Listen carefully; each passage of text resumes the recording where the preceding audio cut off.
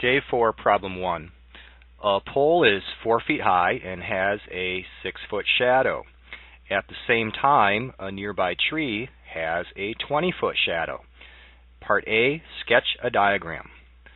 So here is the ground, and let's say that there is a pole standing here, and nearby there is a tree.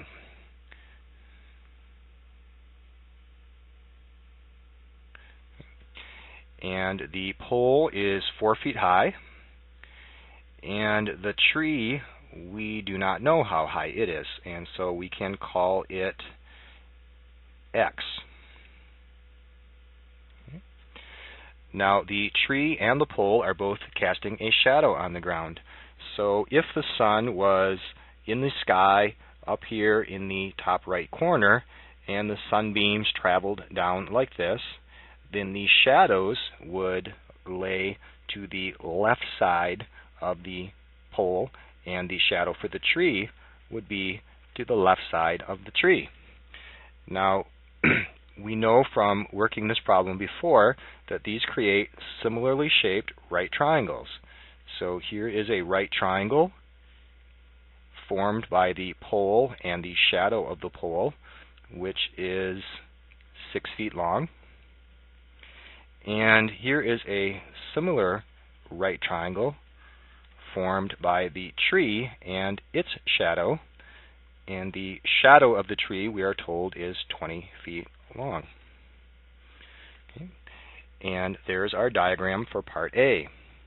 Now Part B, use similar triangles, and these triangles are similar, and a proportion to compute the tree's height. So a proportion is an equation that has a ratio on the left side of the equals and a ratio on the right side of the equals. Now, for this first ratio, let's focus our attention on the pole. Its height is 4 feet, and I can use that as the numerator of that fraction, and its shadow is 6 feet. Let's use that as the denominator. So on top is the height, and on the bottom the shadow. Let's make another ratio for the tree. On top, its height, which is X, and on the bottom, its shadow, which is 20. We can now solve this proportion to find the answer for X. Okay. Here's the equal symbol, so I'm going to draw a line downwards, and the variable X is to the right of the equals, right here, and next to the letter X, it has divide by 20. Now the opposite operation of dividing by 20 is to multiply by 20. And so I'm going to multiply by 20 on the right side of the equation and multiply by 20 on the left side of the equation. And the reason for doing that is that when a fraction has a denominator of 20, multiplying by 20 will cancel away that denominator and leave the numerator, which is X. And on the left side of the equation, when we multiply 20 by this fraction, we can figure out what that makes. So I'm going to take a piece of scrap paper and multiply 20 by 4 over 6. So 20 times 4 over 6. We can take the whole number 20 and put a 1 in its denominator, and then multiply the numerators together and the denominators together. So 20 times 4 is 80, and in the denominator, 1 times 6 is 6. Now this answer, 80 over 6, is a reducible fraction. Top and bottom are both even numbers, so they will divide by 2. So 80 divided by 2 and 6 divided by 2. We can reduce them both to smaller numbers. 80 divided by 2 is 40. And 6 divided by 2 is 3. And so we get the fraction 40/3.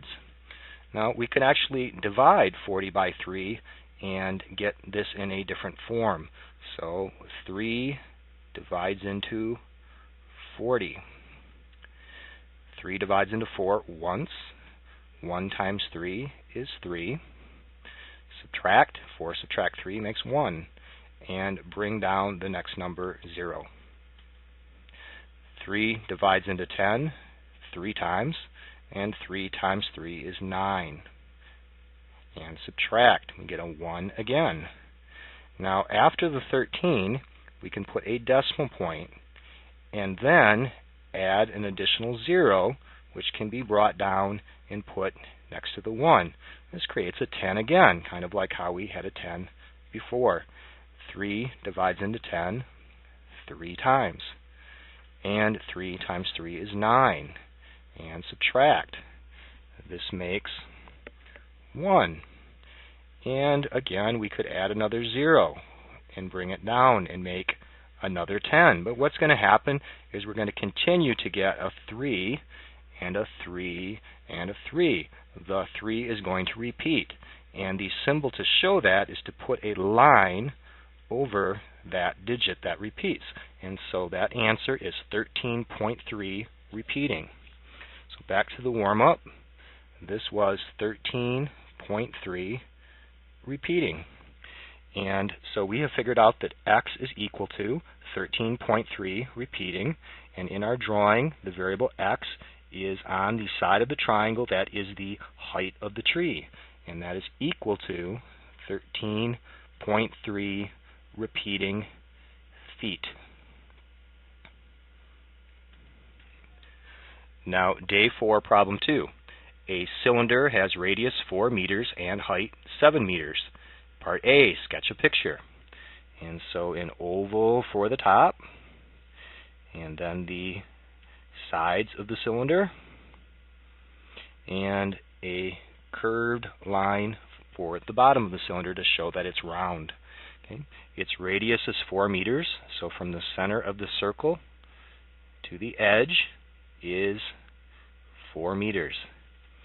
And the height of the cylinder is 7 meters. And so from this circle to the circle that is the bottom of the cylinder, that is 7 meters. And that is our picture for part A. Now in part B, it says use the formula S equals 2 pi RH plus 2 pi R squared to find the total surface area. And we can do that by first copying down that formula. S equals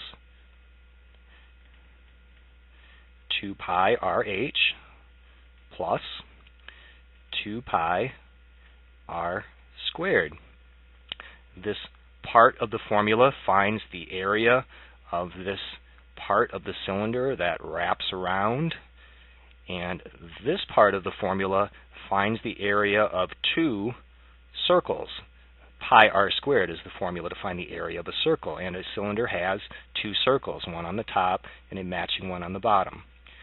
So to figure out the answer for S, we need to replace each of these symbols with numbers from our drawing. So for pi, 3.14. For r, the radius, that is 4. For h, the height, that is 7. And again for pi, 3.14. And for r, that's the radius, that is 4. Again, to find the answer for S is going to involve multiplying all of these together, and then here adding, and then multiplying all of these together. Okay?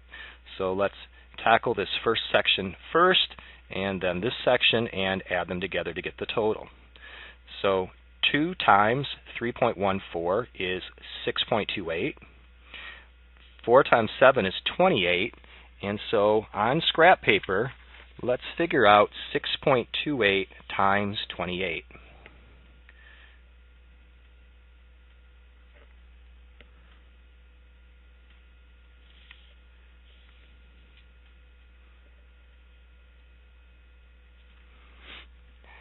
Eight times 8 is 64, carry the 6. 2 times 8 is 16, plus 6 is 22, carry the 2. 6 times 8 is 48, plus 2 is 50. Start the next row with a 0.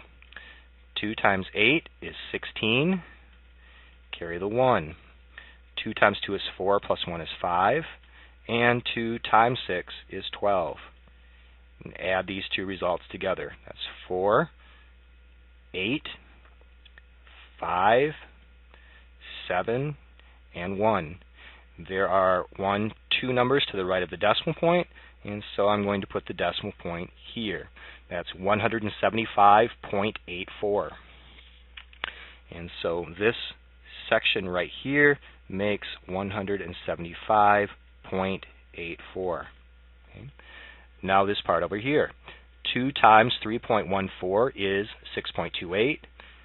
4 squared is 16. So on the scrap paper, let's figure out 6.28 times 16.